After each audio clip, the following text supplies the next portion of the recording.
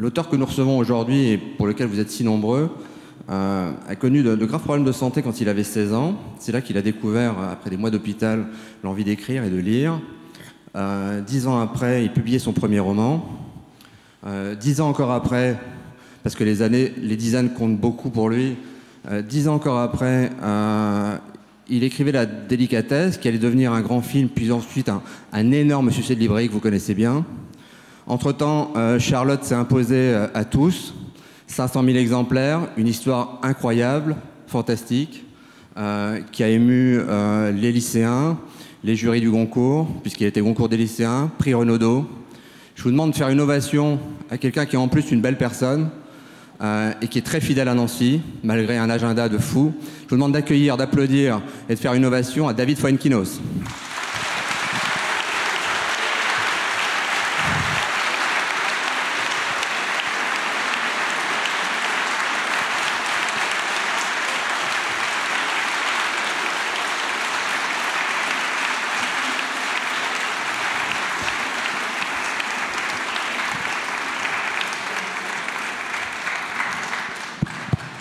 Merci, incroyable. Quelle émotion.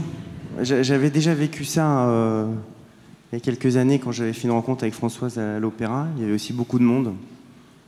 Et je m'étais amusé à dédier la rencontre à une femme qui était venue à une de mes rencontres littéraires il y a une dizaine d'années.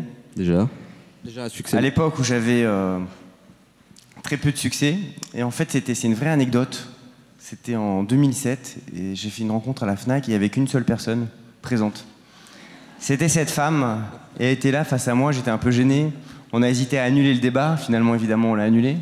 Et puis elle m'a dit, en fait j'ai oublié mes clés et je suis obligé de errer dans la Fnac en attendant que mon mari rentre à la maison. Quand on vit ce type d'émotion, on est vraiment heureux de vous voir tous ici. Et merci pour cet accueil qui va droit au cœur. Bravo. Et j'ai évidemment que des souvenirs magnifiques ici.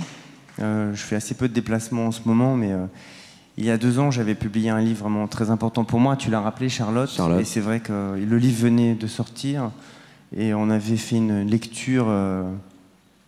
par Elsa Zilberstein, voilà, et c'est vrai que c'était un moment qui m'avait porté chance, puisque le livre après avait eu une très très belle vie, et ça, tout a démarré ici, et ça s'oublie pas. On peut dire 2 mots de Charlotte, dont le succès effectivement a démarré ici, c'est qu'en plus, tu as transformé l'essai, de nombreuses places, des rues ont porté le nom de Charlotte. Tu disais d'ailleurs, tu as dit à certains de mes confrères que ça avait été une des émotions les plus importantes de ta vie d'écrivain.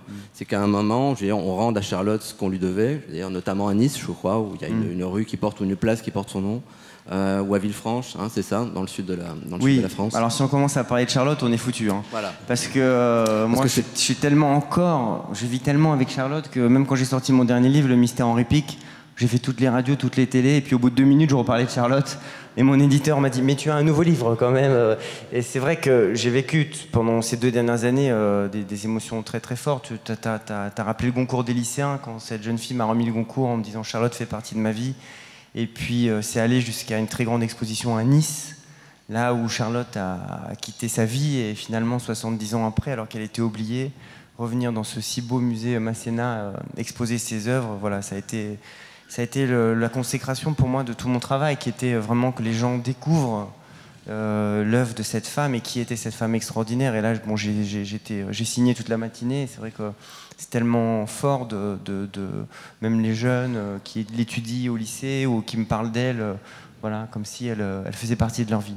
Alors après Charlotte, il y a une petite période de décompensation. Hein. David, on en avait parlé au mois de mai quand on s'est vu.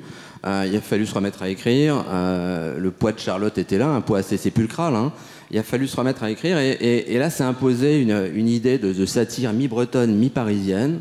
Très légère. C'est pas mal ça, mi-bretonne, mi-parisienne. Mi-bretonne, mi-parisienne, très légère dans l'apparence, mais qui pose de vraies questions et qui jette un œil assez acide, que tu as appelé le mystère Henri Pic. Alors le mystère Henri Pic, le pitch est assez simple comme ça.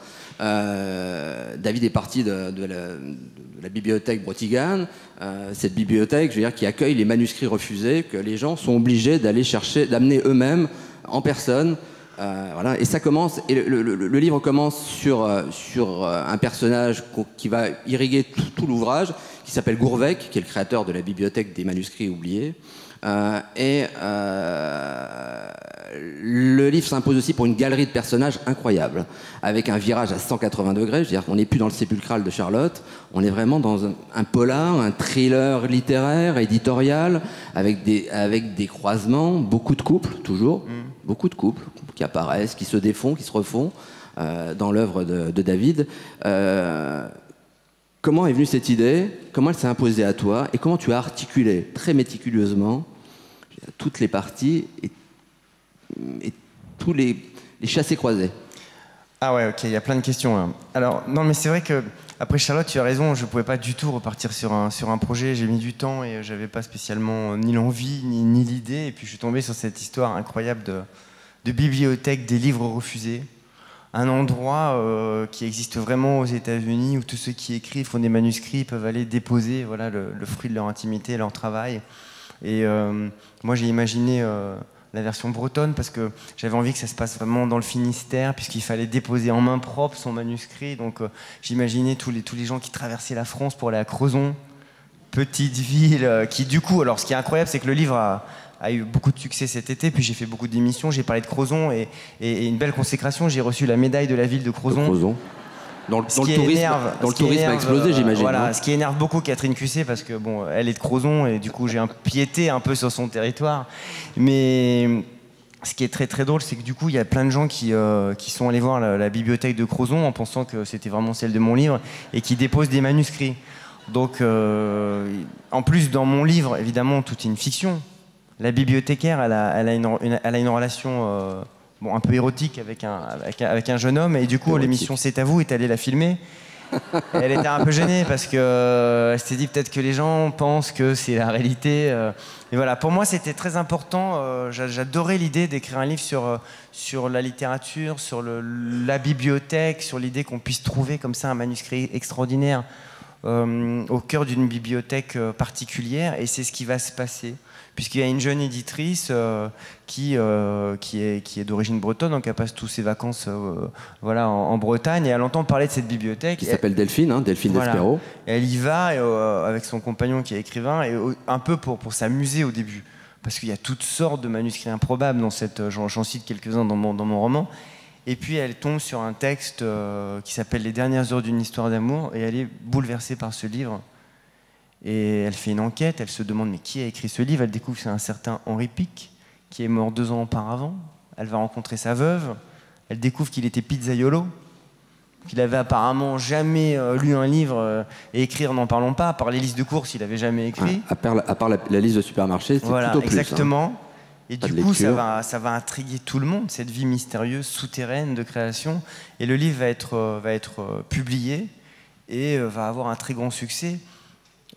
Aussi alimenté par tout le mystère autour de cette personnalité, jusqu'au moment où on va se demander si c'est pas un coup à la Émile Ajar, Romain Gary, s'il n'y a pas quelqu'un d'autre qui se cache derrière cette histoire incroyable.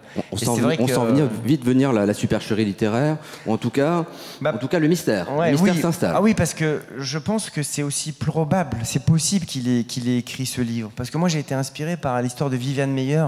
Je ne sais pas si vous la connaissez, c'est une photographe qui est maintenant une des photographes les plus cotées au monde, qui est morte il y a quelques années. Et à sa mort, on a découvert dans son grenier des milliers et des milliers de clichés.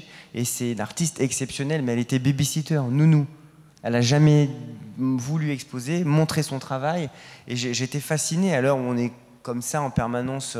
On voit tellement de gens qui cherchent la lumière à tout prix, de vivre une vie aussi pleine, intellectuellement riche, mais pas par désir sans avoir le désir spécialement de vouloir le faire partager, le faire vivre au plus grand nombre, et c'est comme une richesse intérieure. Donc c'était tout à fait plausible pour moi qu'il ait pu écrire ce livre. Alors évidemment, jusqu'au bout, on se pose la question, et pour moi c'était très excitant, parce que c'est mon premier livre qui repose sur une enquête, sur un polar, en quelque sorte, avec une révélation finale.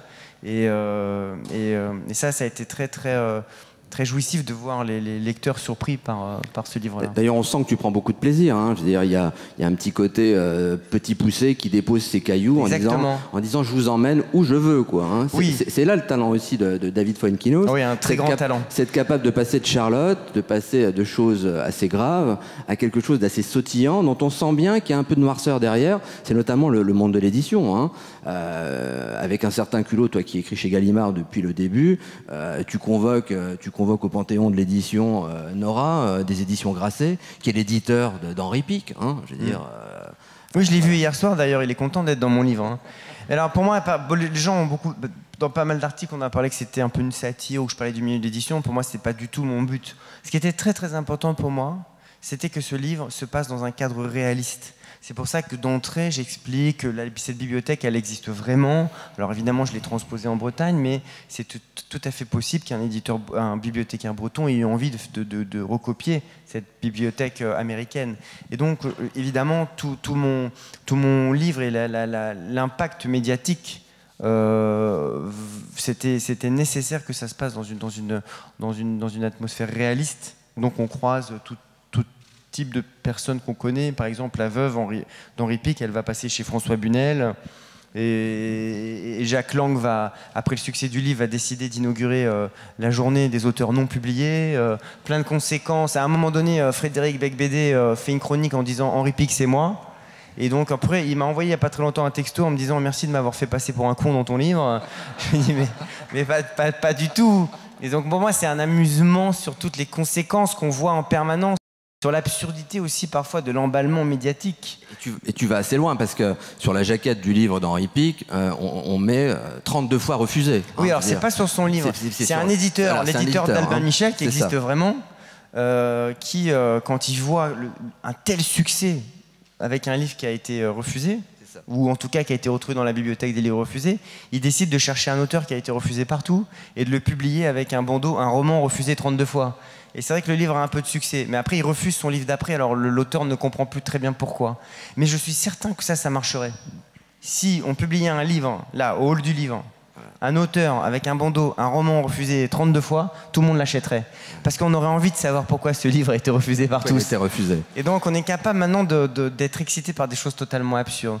Mais c'est vrai que ça c'est une partie assez minime du livre, parce que ce qui m'intéressait c'était aussi de parler des libraires, des bibliothécaires, des représentants, de tous les hommes et les femmes qui aiment les livres et qui défendent les livres. Et donc l'aventure de ce manuscrit raconte aussi l'aventure des gens qui aiment les livres. Et aussi, j'avais envie que ça soit un livre qui rende hommage à la littérature. Donc ce roman qui s'appelle « Les dernières heures d'une histoire d'amour » va avoir des conséquences, c'est ce que tu disais tout à l'heure, sur la vie de nombreuses personnes. J'aimais l'idée que symboliquement, un livre ait ce pouvoir-là. On va dire qu'il y a même des destinées qui vont en être complètement changées, quoi. Madeleine, oui. l'épouse d'Henri Pic, qui découvre que son pizzaiolo de mari avait un talent littéraire, n'en revient pas. Elle finit par se prendre au jeu, entre sa fille, Joséphine, dans le jeu. Et puis il y a ce couple incroyable, c'est Delphine Despero et son mari, enfin son ami, son compagnon, Frédéric Koskas, qui écrit, qui cherche le succès, un peu dans l'ombre de cette éditrice un peu jeune, pétillante, qui a du succès, tout Paris à ses pieds, quoi, hein. Et tu mets en place ce couple-là, qu'on suit tout le roman, avec des hauts et des bas, mais ils sont là, hein, très omniprésents. Delphine, elle existe ou pas? Tu veux dire dans la vraie vie? Oui. Non. Non. Moi, je suis vraiment un auteur de fiction. Vraiment, à part Charlotte, où vraiment c'est le premier livre où j'ai compris au bout de plusieurs années que je travaillais sur la vie de Charlotte. Je repars de Charlotte, mince. Non, mais j'ai compris que je ne pouvais pas écrire ce livre sans expliquer pourquoi elle me touchait autant. Donc c'est le seul livre où je suis véritablement présent, où je raconte non seulement sa vie, mais mon rapport à elle et pourquoi elle me touche autant. Sinon, la plupart de mes livres, même s'ils sont d'inspiration personnelle, comme les souvenirs, je raconte les moments où j'ai pu accompagner mes grands-parents dans leurs dernières années, dans les maisons de retraite. Sinon, je ne suis pas du tout un écrivain qui s'inspire réellement de la réalité. Même mon roman « Le potentiel érotique de ma femme », c'était pas autobiographique. Hein. Et j'ai mon premier livre qui s'appelait Inversion de l'idiotie. De l'idiotie, ouais. Et tout le monde me demandait si c'était une autobiographie. C'était l'histoire d'un idiot. Les gens, finalement, et c'est... En même temps, ta question, elle se reflète complètement dans mon livre. Puisque je dis à plusieurs moments qu'on passe notre temps à traquer le réel. Et ça, c'est vrai, on aime savoir. Il y a beaucoup de films avec d'après... c'était un peu le sujet de Delphine de Vigan. D'après une histoire vraie, on a envie de savoir. Et là, c'est vrai qu'on se dit, tiens, qui est caché derrière cette éditrice? À part les personnages réels qui ont leur vrai nom, il n'y a personne qui m'inspire réellement. Alors, les dernières heures d'une histoire d'amour devient un best-seller, hein, signé Henri Pic, il est publié, voilà. La supercherie qui n'en est encore pas une. Le succès... Mais arrête de dire que c'est une supercherie. Alors, je ne dévoilerai rien, de la fin du film. Ce succès littéraire dont on ne sait pas encore que ça peut être une supercherie, ou en tout cas quelque chose d'un peu thriller et d'un peu polar, quoi. Hein. Ce succès parcourt tout le livre, mais il y a l'éditrice, il y a son compagnon, et puis il y a ce journaliste, hein, littéraire, un peu revenu de tout et de rien, une espèce de saumon qui remonte la rivière de l'insuccès, qui se dit, mais attendez, moi, vous n'allez pas me la faire, je m'appelle Rouche, j'ai une expérience littéraire, je flaire le mauvais coup. Ça m'étonnerait qu'Henri Pic, le pizzaïolo de Crozon, soit l'auteur de cet ouvrage. Et c'est là que tu mets en place la deuxième partie, ce que moi j'appelle la deuxième partie du roman, ce qui est le moment où tu crées le doute, avec un talent assez fou, hein, parce que tu sèmes là encore d'autres cailloux et tu repères tes lecteurs, hein, après les avoir pris par la main, et tu ressèmes d'autres petits cailloux et tu sèmes des doutes. On se dit, attends, c'est quoi cette histoire? Donc c'est pas Henri Pic, ou c'est peut-être pas lui, ou en tout cas c'est peut-être quand même lui. Et tout est plausible. Et tout est plausible. Tout est possible. Et évidemment, ce journaliste littéraire sur le déclin... ne me demande pas si j'ai pensé à quelqu'un en l'écrivant. Voilà, parce que commence à cette intuition très très forte. Et alors, ce qui m'excite toujours quand j'écris des romans, c'est de prendre des personnages forcément qui vont avoir des trajectoires, mais qui ont des intuitions très fortes qui sont fausses. Et c'est-à-dire qu'il a l'intuition qu'il doit enquêter, mais il ne sait pas encore ce qu'il va trouver. Et il va trouver quelque chose, il a le sentiment que cette enquête va changer sa vie. Et effectivement, cette enquête va changer sa vie, mais pas pour les raisons qu'il estimait au départ. Et ça, j'aime bien que les personnages aussi soient eux-mêmes surpris par leurs propres intuitions. Alors lui, il va se mettre en quête, évidemment, d'aller sur les traces. Il va aller à Crozon. Là, il va se rendre compte que Crozon, maintenant, est peuplé de tous les écrivains désespérés qui ne trouvent pas d'éditeurs. Et puis surtout, entre-temps, la pizzeria était devenue une crêperie, puisqu'on est en Bretagne quand même. Mais tous les gens venaient voir la pizza de Monsieur Pic. Alors le restaurateur qui tenait la crêperie a été obligé de repasser à la pizzeria. Et ça, on n'en parle pas beaucoup, mais c'est très dur de passer de la crêpe à la pizza quand on n'est pas préparé. J'avais envie dans ce livre de développer quand même cette injustice culinaire. D'autant que ce pizzaïolo, je veux dire, on lui prétend des lectures russes. Hein. Il aurait lu Pouchkine, Dostoïevski. Il a appelé une de ses pizzas Staline, oui.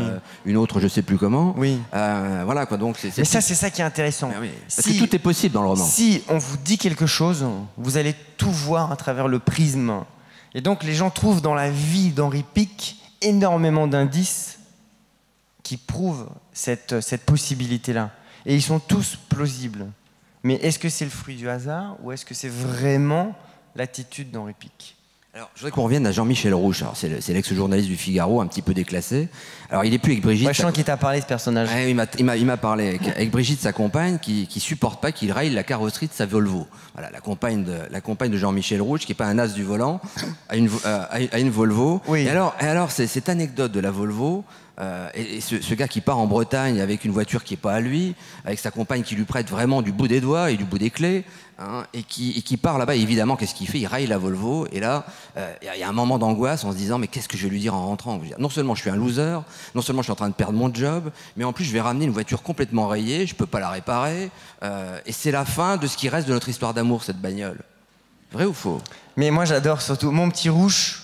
Au début, il est vraiment insupportable et je commence à l'aimer. Et j'imagine, il doit emprunter la voiture de sa fiancée et elle lui dit surtout, elle n'a pas du tout confiance, il roule n'importe comment évidemment, elle n'a pas du tout confiance en lui, il lui dit pas de problème. Et dès qu'il part, au bout de 200 mètres, il érafle la voiture. Et c'est vrai que ça va avoir une conséquence un peu désastreuse sur leur vie, qui était déjà évidemment déjà compliquée. Et il va dire qu'il s'est fait larguer à cause d'une éraflure, quoi. Voilà, c'est ça. Un constructeur suédois aurait eu raison, je veux dire, d'un couple en fin de vie. Hein.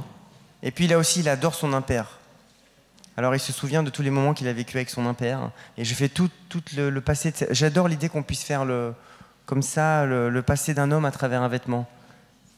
Alors tu as aussi un personnage qui est assez incroyable et qui nous relie à Nancy, cette ville que tu aimes et qui te le rend bien, c'est Hervé Maroutou. Alors Maroutou, déjà, il fallut lui inventer un nom, que je veux dire, et un prénom. Hervé Maroutou, c'est le représentant en littérature, littérature générale, on peut dire, hein, qui fait toute la France dans sa voiture, c'est pas une Volvo, et qui passe par Nancy et qui aime le hall du livre. Hein. Il s'y sent bien, il y est accueilli. Alors petit clin d'œil à Nancy, comme par hasard, une des plus belles librairies de France, le hall du livre. Et tu construis là une autre forme d'errance, quoi. C'est ce type qui aussi en fin de vie commerciale, et qui fait toute la France. Et là, tu rends un peu hommage à tous ces métiers du livre qu'on ne voit jamais. Mais il y a toute cette partie-là dans mon livre. Et c'est vrai que les gens qui aiment les livres et qui lisent le livre, on découvre aussi plein d'aspects de toute la chaîne du livre. Des manuscrits, du service des manuscrits, hein, effectivement tous les représentants qui vont arpenter la France pour voilà, défendre les livres. C'est vrai que c'est très très important. Et ce sont des VRP de la littérature et qui se retrouvent entre eux. Et évidemment, Maroutou, il va avoir une importance à un moment donné. C'est mon livre où il y a le plus de personnages.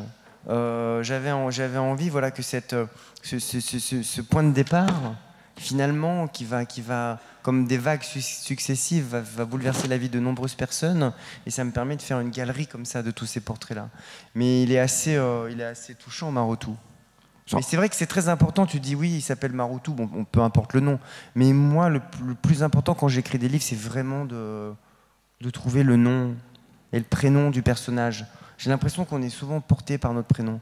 Quand j'ai écrit La Délicatesse, j'ai mis beaucoup de temps à trouver qu'elle s'appelait Nathalie. Et finalement, ça évoque la naissance, la renaissance. Et j'ai l'impression que c'était toute son histoire, c'est une histoire de Nathalie. J'ai eu l'impression aussi que tu avais une tendresse particulière pour Magali, la bibliothécaire. Alors Magali, la bibliothécaire, elle n'est pas très belle. Elle a peut-être eu quelques attirances, je veux dire, pour Gourvec, hein, le bibliothécaire qui a fondé la section des manuscrits refusés. Alors elle, Magali, tu la promènes aussi dans le livre. Hein, elle finit par rencontrer un jeune bellâtre de 20 ans, avec un physique à la Kurt Cobain, et qui vient lui déposer un recueil de nouvelles. Alors ils finissent par avoir une petite relation, hein, et tu t'amuses beaucoup de cette rencontre. Qui pourtant en dit beaucoup sur Magali. Hein. C'est la fille de l'ombre qui cultivait, mais sur le tard, qui a appris la littérature en lisant. Oui, alors au début, elle est pas du tout dans ce truc. Elle n'est pas du tout, en fait, elle répond à l'annonce du bibliothécaire, et en fait, elle est embauchée parce que c'est la première à dire oui. Enfin, la première à répondre. Et en fait, elle n'est pas du tout littéraire. Et en plus, quand le bibliothécaire il lui dit qu'ils vont faire une bibliothèque des manuscrits refusés, elle le prend pour un psychopathe, parce qu'elle lui dit déjà tous les écrivains sont dingues, alors les écrivains pas publiés, ça va être vraiment l'horreur. Elle dit tu as envie que je devienne la mère Teresa des écrivains ratés, quoi. Et c'est vrai que plus tard elle va reprendre le flambeau, et ce qui m'intéressait dans ce personnage, c'est de voir à quel point la littérature rentre progressivement en elle, dans sa vie. Et je raconte sa vie à un moment donné où elle se sent plus désirée, plus aimée, et que la relation, voilà, ils sont un peu comme deux ombres, hein, qui se frôlent avec son mari. Et finalement, toute cette aventure va aussi être très très importante dans sa vie et va permettre un renouveau. Et ce qui est intéressant pour moi, c'est que ça soit jamais là où on l'attend, quoi. Mais j'ai une tendresse pour elle, surtout quand elle passe chez François Bunel, parce qu'ils font un petit reportage sur la bibliothèque, et elle a l'impression qu'elle va faire le 20h de TF1. Donc en fait, elle se prépare pendant des journées entières pour trouver la bonne robe, la bonne coupe de cheveux. Du coup, elle ne ressemble plus à rien. Et puis, elle se rend compte que le sujet, il est coupé au montage et ça dure 40 secondes, quoi. Alors, dans ton ouvrage, il y a aussi une réflexion assez grave sur le monde de l'édition, non pas en tant que tel, non pas en tant qu'industrie, non pas en tant que commerce, mais sur le monde de l'édition et son rapport aux manuscrits, aux gens qui écrivent. Et tu dis assez souvent, hein, ne pas être édité, c'est une chose, mais être édité et ne pas être lu, c'est peut-être la pire des choses qui puisse arriver. Non, pas la pire des choses qui puissent arriver, mais c'est une vraie douleur, ça on le ressent vraiment, c'est-à-dire que souvent, moi j'ai même vu ça chez mon éditeur, chez Gallimard, on a l'impression que voilà, on met toute une énergie pendant des années pour écrire un livre, on rêve d'être publié. Parfois, on arrive à être publié comme ça.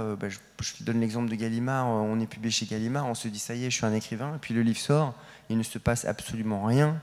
Au bout de 15 jours, on ne le trouve plus en librairie. Il n'y a pas un seul article. C'est le lot de 95% des livres et c'est très très violent. Parce que finalement, tant qu'on vit avec un rêve qu'on espère atteindre, on vit avec cet espoir très très fort. Une fois que l'espoir est déçu, ça se transforme en amertume.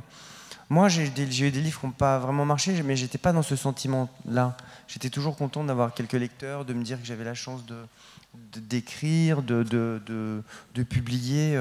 J'ai jamais pensé qu'à un moment donné, j'aurais davantage de lecteurs. Mais mon personnage, oui, il vit vraiment dans cette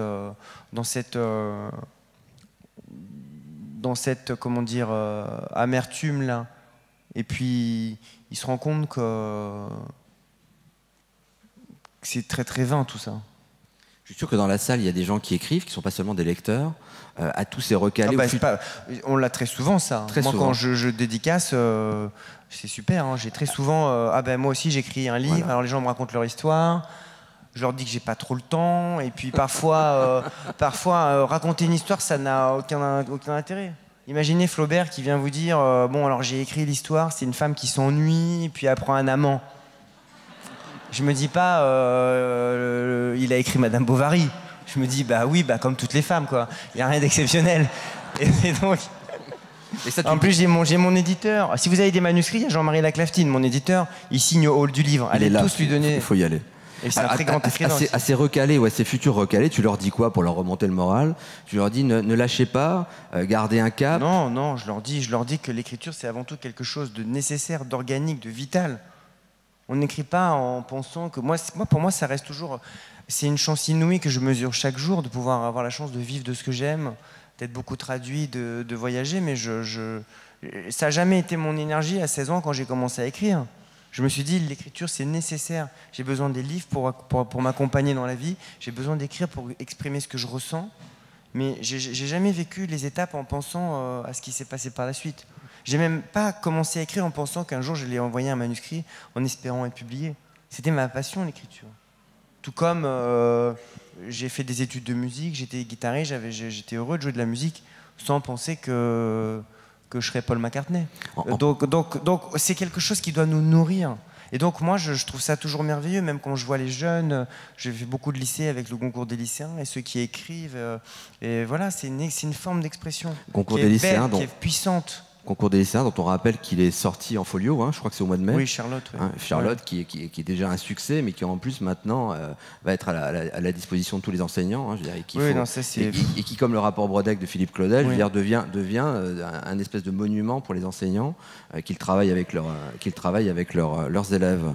Mais ça, c'est magnifique pour moi, parce que c'est un livre, en plus, il y a plusieurs classes parfois, puisque ça parle d'histoire, ça parle de l'histoire de l'art. Évidemment, c'est un livre littéraire, donc plusieurs professeurs peuvent travailler. C'est vrai que je reçois beaucoup de mails et de courriers. Je ne peux pas me déplacer partout, mais ça me touche beaucoup, quoi. Ça, c'est pour moi... parce que je sais... Alors, je rencontre beaucoup de jeunes, tout ça, je les déculpabilise énormément. Parce que souvent, il faut absolument lire, on leur met un stress. Et moi, je ne crois pas, parce que moi, je n'aimais pas lire. Mais je trouve qu'après, quand on a la chance de rencontrer, de lire les auteurs qui vont comment dire, nous accompagner, moi, ça a changé ma vie. Donc, rencontrer un écrivain, ça peut être un déclic parfois. Alors nous, on est persuadés à la rédaction de l'Est républicain que le mystère Henri Pic va devenir la star de la section du master littérature et édition, je veux dire, de l'Université de Nancy, qui est un excellent master qui parle évidemment des rapports permanents, parfois incestueux, parfois difficiles entre l'édition et la littérature. Voilà, donc le mystère Henri Pic sera forcément au programme du master nancéen. Magnifique. Tu dis souvent, il y a des gens qui ont compté dans ma vie d'auteur et qui sont des phares. Philippe Roth, Milan Kundera, Ah bah oui, tout le monde a forcément ses auteurs, son panthéon littéraire. De totem comme ça qui guide un peu une vie. Kundera par exemple, qu'est-ce qu'il évoque chez toi? Kundera, c'est une histoire incroyable parce que je l'ai lu à 16 ans et c'est vrai qu'il m'a émerveillé. J'ai lu tous ses livres et puis après j'ai eu la chance incroyable quand j'ai écrit La Délicatesse, il m'a envoyé une lettre. Je crus que c'était un canular. Et puis avec des dessins. Et puis après, il m'a appelé au téléphone. Bon, là, ça peut pas être un canular. Et puis Antoine Gallimard, un jour, m'a dit oui, il aimerait vous rencontrer, on va faire un déjeuner. Et là, j'ai complètement paniqué. Et finalement, je l'ai jamais vraiment rencontré. Je l'ai croisé une fois, mais voilà, c'est inouï quand même. Pour moi, d'avoir eu accès à ces personnes que j'admire. Elle est déjeuner avec une icône, c'est pas si facile que ça, même quand on est David Fuenquinos. Ouais, mais même quand, enfin, je sais pas, moi, j'avais vraiment une grande admiration. C'est des gens qui ont changé, Après, il y a beaucoup d'écrivains comme ça qui ont eu cette importance. Et moi, j'aime beaucoup les lieux. Là, je parle beaucoup de Pouchkine dans mon livre, oui. Puisque finalement, le livre de Henri Pic, ça raconte les dernières heures d'une histoire d'amour et l'agonie du poète russe Pouchkine. Les dernières heures de Pouchkine. Et c'est vrai que moi, je suis toujours, j'ai un rapport fasciné aux lieux des écrivains. J'adore aller voir leur maison, là où ils ont vécu. Et c'est vrai que c'est tout ce qu'on a. J'ai retranscrit finalement toute cette énergie-là dans mon livre Charlotte, puisque je raconte tous les moments où je suis allé sur les traces du passé. J'ai le sentiment qu'on peut rencontrer les gens qu'on admire comme ça, en allant sur leurs traces. Alors on dévoilera pas parce que c'est un vrai polar et c'est un vrai petit thriller. Je veux dire, il n'y a pas de mort. Il n'y a pas de mort, mais il y a quand même un petit peu des gens qui disparaissent. Oui, c'est pas Vargas, quoi. C'est pas violent, c'est pas James Ellroy. Mais bon, il y a l'épilogue que je vous recommande. L'épilogue, on tombe un peu de son siège quand même. J'en ai parlé. Attends, tu recommandes l'épilogue directement? Non, je recommande l'épilogue et je vais y revenir. Bernard Pivot, à qui j'en ai parlé, me dit il nous a quand même bien baladé dans ce livre. Je veux dire, et moi, dès le départ, comme quand on regarde une série policière, j'avais mon candidat pour le mystère Henri Pic. Et puis j'avais raison. Et à la fin, j'ai découvert que j'avais raison. Donc on va pas déflorer cette histoire. Oui, mais c'est le seul. Oui, c'est le seul. Moi, je le crois pas. Vous le croyez? Non. Je crois pas Bernard Pivot. Bernard. Non, mais il a dit dans l'article que j'étais un filou, c'est vrai. Ouais, c'est ça. Il a dit que tu étais un filou, quoi. Alors, il y a un autre personnage, c'est Marina. Marina. Oui. Marina et son fils Hugo. Marina qui a élevé toute seule son fils Hugo, qui est l'épouse de Gourvec. On découvre que le fondateur de la bibliothèque des manuscrits refusés a eu une femme. Originaire des pays de l'Est peut-être, c'est ça, qui est arrivée, allemande et puis qui est allemande, qui est arrivée à Crozon en Bretagne, pas très bien accueillie, C'est un mariage arrangé en fait. On découvre après. Raconte-nous le personnage de Marina. Mais c'est surtout qu'on sait pas. Gourvec, c'est le bibliothécaire qui est quelqu'un d'un peu austère et on découvre au bout d'un moment qu'il a été marié et que sa femme est partie au bout de 3 semaines et on sait pas pourquoi. Et donc finalement, quand on commence à enquêter sur toutes les possibilités de ce manuscrit, sur tout ce qui s'est passé et sur la vie d'Henri Pic, on va forcément enquêter sur d'autres personnes, sur le fondateur de la bibliothèque et de la bibliothèque des livres refusés qui s'appelle Gourvec. Je me suis dit ça se passe en Bretagne, je vais prendre un nom un peu breton, quoi. Ça c'était pas très dur, quoi. Et c'est vrai que c'est difficile de raconter tout ça parce que la fiction c'est toujours difficile parce que c'est vraiment toute une histoire, tout un personnage. Mais elle, finalement, notre enquêteur émérite Rouche va la retrouver. Donc c'est une femme âgée, puisque c'était il y a 50 ans. Elle a presque l'âge de Madeleine, de Madeleine Pic.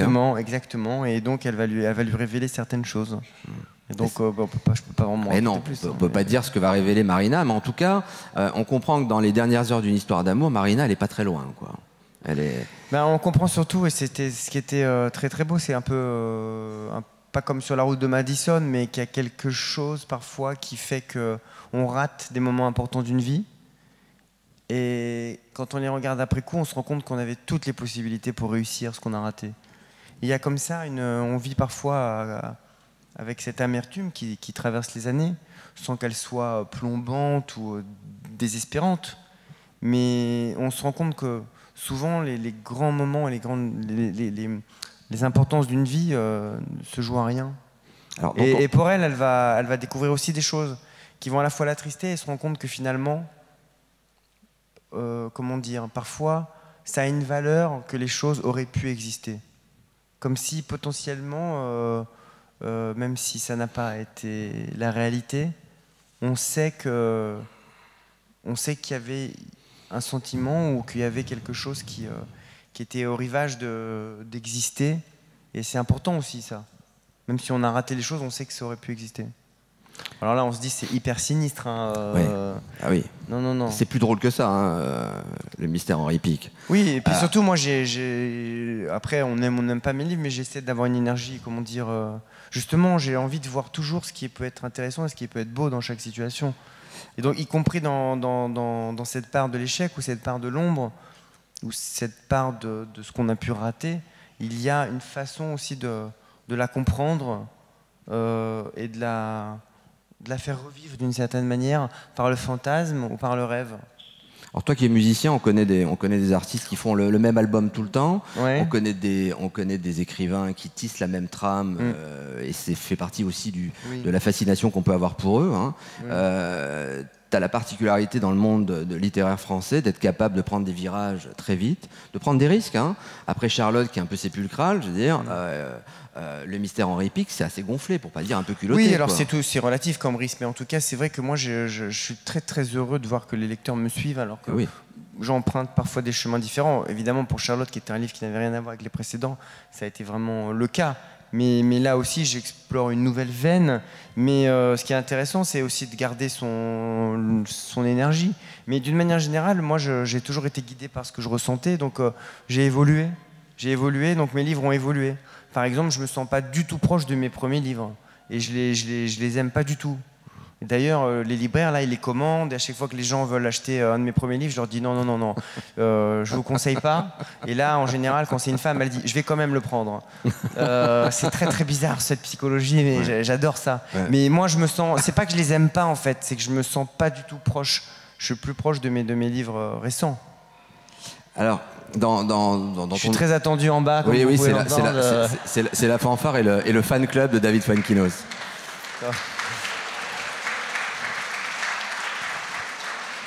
Non, mais tout le monde n'a pas pu rentrer, donc on a une manif devant la porte. Voilà, vous saurez tout, quoi.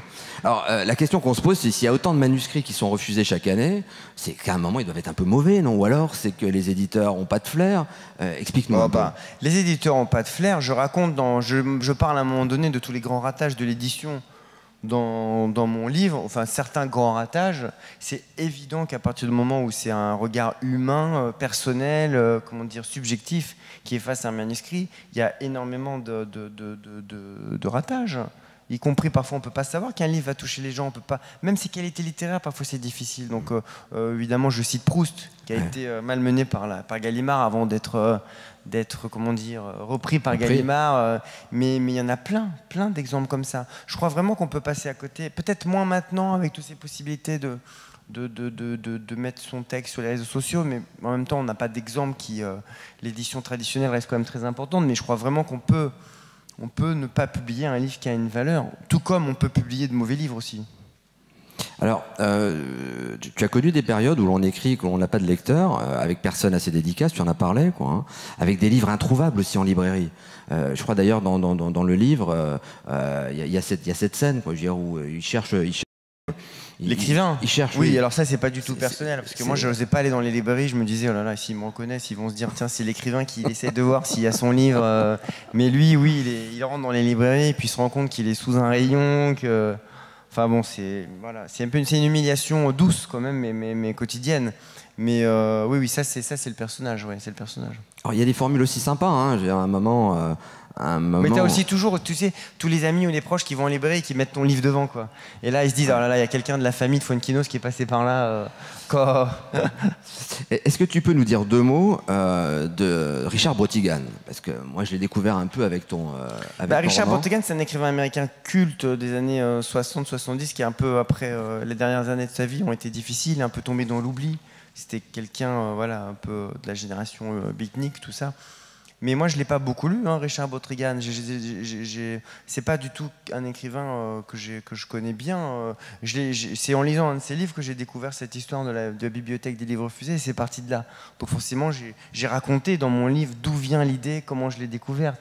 Et en même temps, je me suis intéressé à la vie de Brautigan que je raconte. C'est une vie qui est vraiment difficile parce que beaucoup de beaucoup comment dire, de misère, d'insuccès, et puis d'un coup une popularité inouïe avec des groupies, ce qui n'existe plus maintenant. Des filles qui se jetaient sur lui dans le San Francisco des années 70. Moi, j'ai cru en voir hier autour de James Ellroy. Après, hein. Les groupies étaient pas... Voilà, mais James Ellroy, il est dans cette Elles n'étaient pas énergie-là, hippies ni beatniks, mais elles étaient quand même très groupies hier, hein, pour James Ellroy. C'est pour ça que j'ai passé ma soirée avec Alain Mabankou. Hein. Voilà, c'est ça.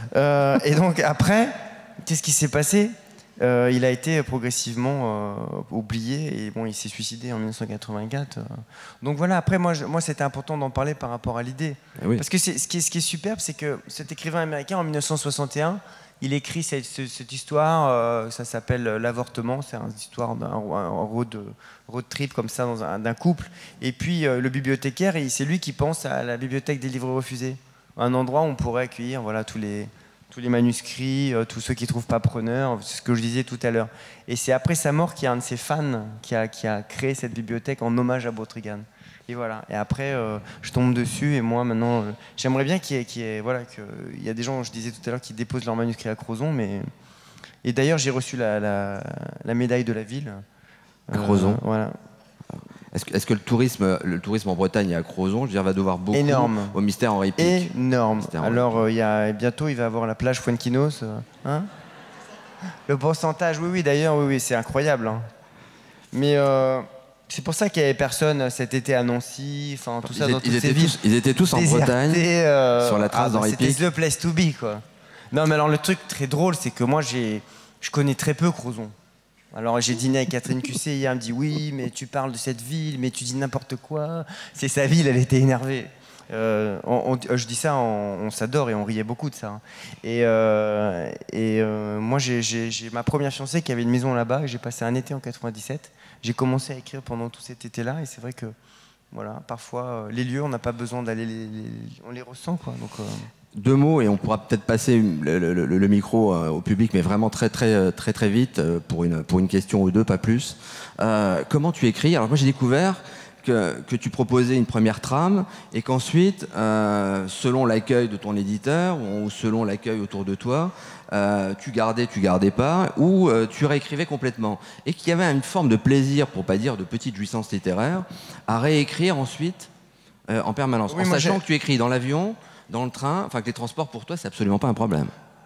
Moi j'écris beaucoup dans le train, j'adore ça. Parfois j'accepte des rencontres littéraires dans le sud de la France juste pour prendre du train et revenir. Et les gens disent merci beaucoup de vous être déplacé. Je dis j'avais un bureau comme ça pendant. Non, mais chaque livre a été écrit dans une énergie différente, c'est-à-dire que là c'est particulier. Un livre comme celui-ci, on a besoin de connaître entièrement l'histoire. On peut pas écrire un livre si on ne sait pas qui est l'auteur du meurtre, évidemment, du meurtre littéraire. Oui. Donc tout ça, c'était très excitant. Mais c'est vrai que d'une manière générale, moi j'écris vraiment une première partie, après je fais lire à mon éditeur Jean-Marie Laclaftine, et s'il me dit on tient quelque chose, là pendant des mois et des mois, je réécris, je peaufine. Et c'est d'ailleurs jusqu'à l'obsession, je réécris mes livres. Alors cette relation avec ton éditeur, Jean-Marie Laclaftine, en sachant que tu es édité chez Gallimard, mais que c'est pas Antoine Gallimard, je veux dire, à qui tu soumets tes manuscrits et tes idées. Non, il y a plein d'éditeurs chez Gallimard. Voilà, il pourrait pas, Antoine. Il y a plein d'éditeurs. Alors ce couple-là, romancier-éditeur, Philippe Claudel qui était très lié à Jean-Marc Roberts, hein, je veux dire, chez Stock. Comment ça fonctionne? C'est aussi très magique. Ça fonctionne sur quoi? Sur la confiance? Ça fonctionne sur une amitié? Non. C'est très professionnel. En fait, il n'y a pas de généralité. Hein. Chaque auteur a une relation avec son éditeur. Moi, c'est quelqu'un que je vois assez peu, que j'ai surtout une confiance.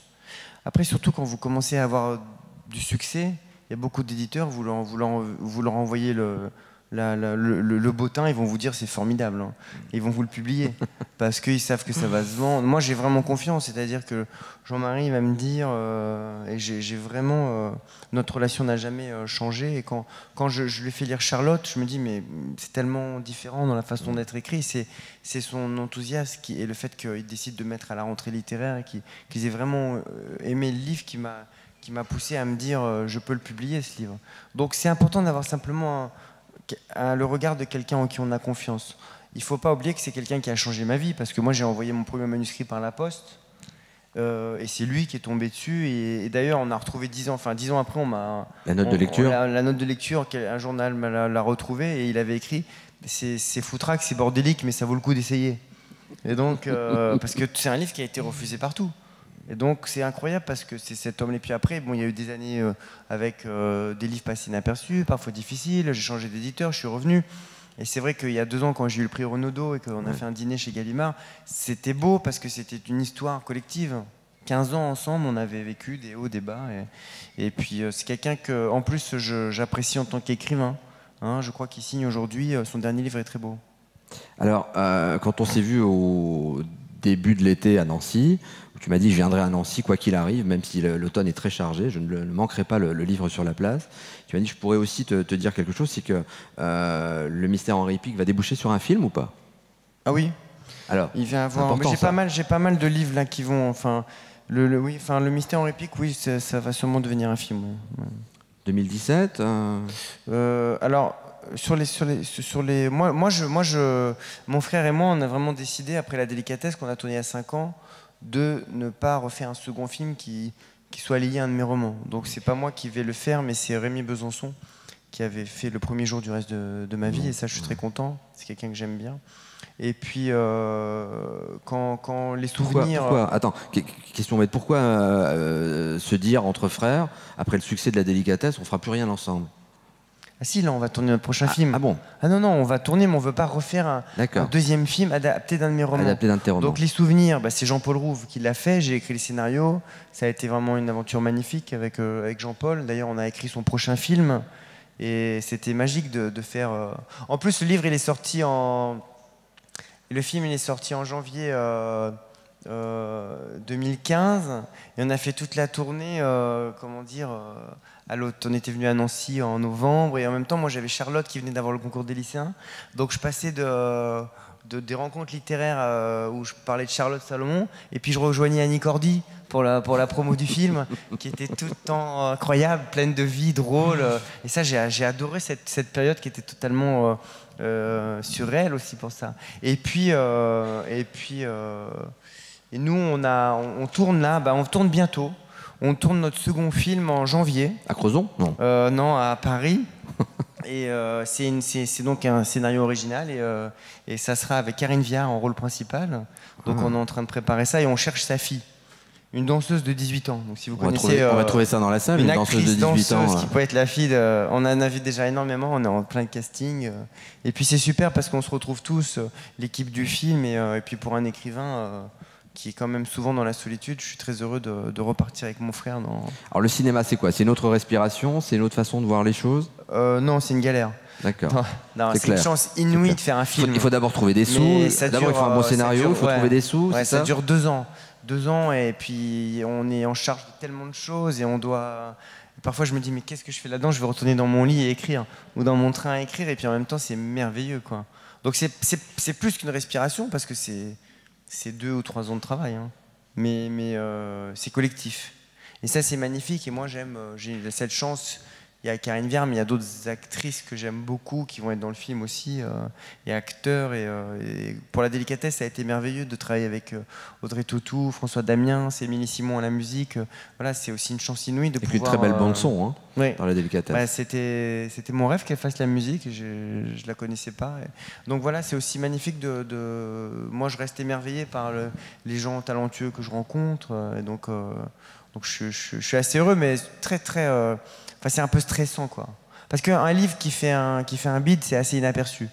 Un film, c'est visible. Ça fait mal. Ouais. Non, pas mal, mais c'est très exposé quand même. Ça peut faire mal. Et puis vous savez, quand on fait des choses, on crée des choses. On fait le mieux qu'on peut faire. Et parfois, on est critiqué. Même moi, avec mon travail, je suis critique. La Délicatesse, je trouve que j'ai raté le début du film, et j'aurais voulu faire mieux. Et c'est... À part Charlotte, qui représente vraiment un moment où j'ai le sentiment d'avoir, pour la première fois, réussi à exprimer tout ce que j'avais en moi, et qu'il publier ou faire des films, c'est aussi essayer de faire le maximum de ce qu'on peut faire. Donc là, dans les mois qui sont dans la préparation, je me dis, j'espère qu'on va réussir à faire quelque chose de bien, mais... Voilà, on va travailler dur pour ça. Alors moi, la question que j'aurais envie de poser si j'étais dans le public, c'est est-ce qu'il y a déjà un nouveau manuscrit sur le feu? Non, non, pas du tout. Non. Non, j'ai pas écrit depuis un an. J'ai fait beaucoup de choses, j'ai préparé le film. Non, j'ai pas de... si vous avez une petite idée, là... Bon, on passe parce que moi, je sais pas quoi faire, sinon je vais pas venir l'année prochaine au Livre sur la Place. J'ai pas de roman. Je reviendrai en touriste. En touriste, juste pour le fun. On va prendre une question dans la salle. Je pense pas plus qu'une ou deux. Soyez court. David va faire court aussi parce qu'il a ses lecteurs qui l'attendent. Je précise d'ailleurs que vous pourrez le retrouver à partir de 16h, 16h15 sur le stand de son éditeur où il dédicacera. Sachez que David repart à 18h à Paris et qu'il a encore un gros week-end. Voilà, c'était le petit message à faire passer. Et je vois une question devant pour madame. Et moi, c'est une question au sujet du théâtre. Oui. Avez-vous des projets au niveau du théâtre? Là, je viens d'avoir une pièce qui a été jouée et qui est passée, qui était à Paris, mais c'était... D'ailleurs, ce soir, un des acteurs de la pièce, c'était David Sardou, qui vient ce soir, je crois, lire... et c'est dommage, je le loupe, et il est vraiment charmant. Et en fait, j'ai des projets encore au théâtre. Mais cette pièce était passée sur France 2 avant les Molières. Ça, c'était une émotion très forte aussi d'être dans la salle comme ça, à Hébertot, et de vivre ce moment-là. Mais c'est une pièce que j'avais écrite il y a 8 ans. Donc j'ai des projets, j'ai des pièces, mais on va voir, j'espère qu'elles vont se monter. Allez, qui se lance pour une dernière question? Une danseuse de 18 ans qui voudrait tourner dans le prochain film de David Tranquilos. Voilà, monsieur. Non, il n'a pas de question, mais il voulait jouer dans le film. D'accord. Une dernière question. On va se dire au revoir. On vous remercie, cher public, d'être au rendez-vous du Livre sur la Place, qui se poursuit demain. Merci beaucoup. Et merci à vous. Merci Pascal. Merci vraiment à tous d'être venus.